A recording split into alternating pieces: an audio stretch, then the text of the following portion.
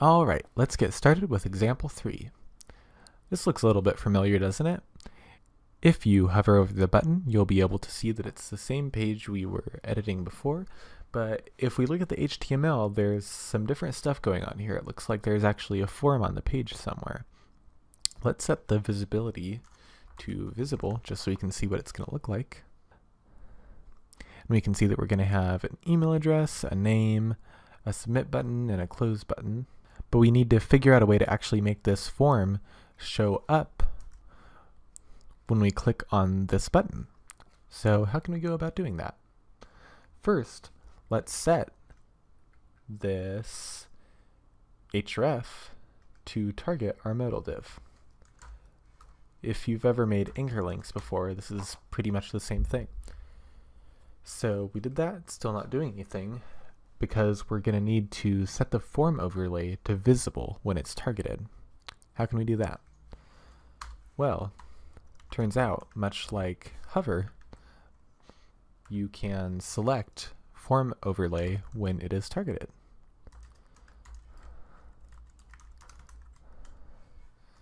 And all we're going to do for that is set the visibility to visible.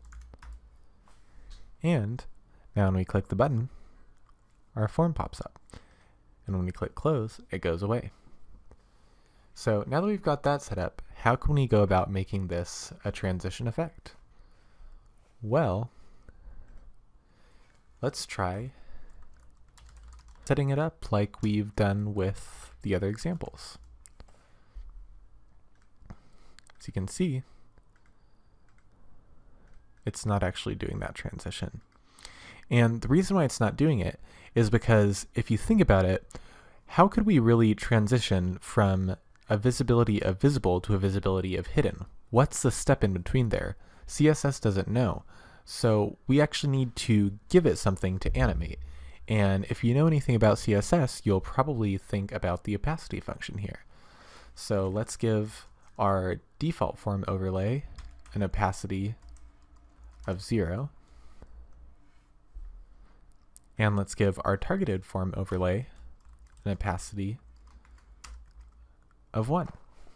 And now, when we click the button, we'll see it actually fades in. Very cool.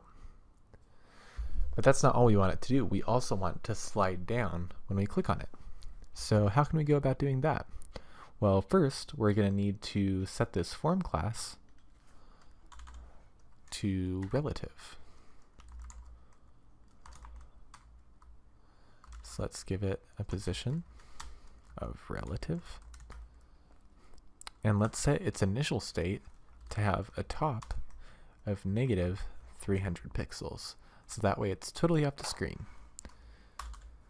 Now, when that form overlay is targeted, we're going to want to change the form top and set it to 0 pixels. And then we're just going to add a transition class to form.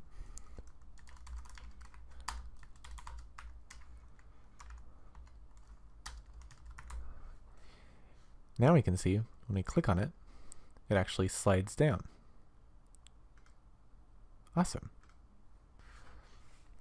Alright, so you've completed example 3.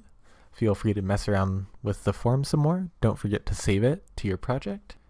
And let's move into our final example.